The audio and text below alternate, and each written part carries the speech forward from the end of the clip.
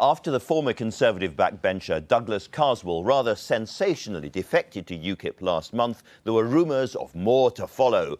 And yesterday, Nigel Farage pulled another Tory rabbit out of his hat in the form of Mark Reckless. The big reveal took place at UKIP's conference in Doncaster, where the party also discussed new policy ideas, although not all of them survived the weekend, as you will see in a minute.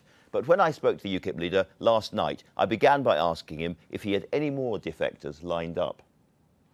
We'll have to see, won't we? I mean, there is a great deal of disenchantment with David Cameron's leadership in the Conservative Party, but equally, don't underestimate the fact that there are Labour backbenchers who are thinking about this as well. Are you saying this morning, therefore, that you expect defections from the Labour Party and more defections from the Conservative Party? I am saying there is a widespread feeling that the political leaderships of Labour, Lib Dem and Conservative are becoming so hopelessly out of touch with opinions in MPs' constituencies that it wouldn't surprise me if we saw more defections. Right. Now, I was looking at Mr. Reckless's speech announcing his defection, and he said in that the country was over-regulated and overtaxed.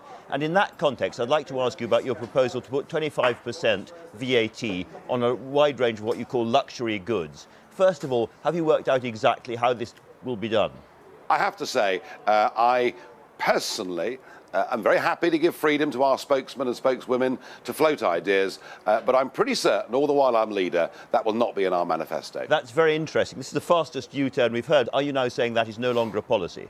It was never put forward as a policy. It was put forward as something that should be investigated. What was put forward as a policy was the idea there should be no tax on the minimum wage, that nobody earning £13,500 a year should pay income tax. What was put forward as a policy was that the idea that nurses, experienced nurses, now pay 40p tax is ridiculous and they should be taken out of it. So to be absolutely clear, the much touted, much discussed 25p luxury VAT is dead as far as you're concerned? As far as I'm concerned, it's dead. It was a discussion point yesterday. It isn't going to happen. You made a great point of saying that UKIP now turned its tanks in both directions, on the Labour Party as much as on the Conservative Party. That means you have to win this forthcoming Northern by-election, don't you, really, to show that that's more than just words?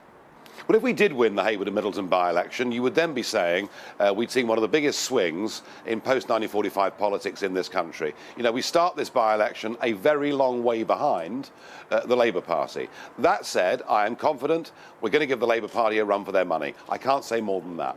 But if this is a kind of populist revolution of the kind you were describing, and you compared with what's happened in Scotland, then we ought to see an earthquake happening up there too, shouldn't we? Well, we may do. I don't know. You know, nor do you. All I can say, something remarkable is happening in British politics. But I'm not going to stand here and predict we're going to win that by-election. But I am going to predict we're going to give Labour a very, very big run for their money. You said yourself that if you were a young guy in Spain or Portugal, you'd probably come here. You understood all of that.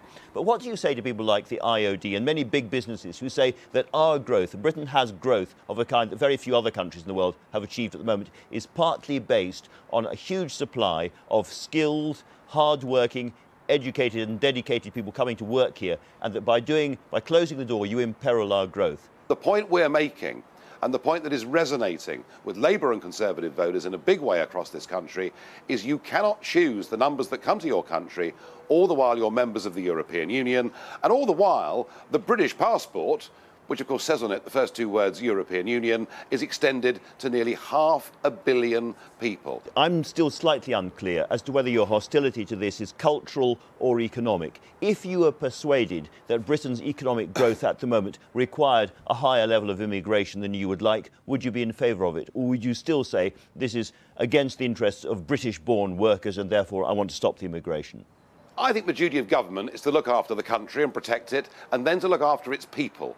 And I think the integrity of our communities, of our society, the opportunity we give young people to get on, the opportunity we give working-age people to earn a decent living, I think those things matter more than a couple of pips up on GDP figures over the course of the next decade. And I think what really this immigration debate is coming down to is there are some things in life that are more important than just money.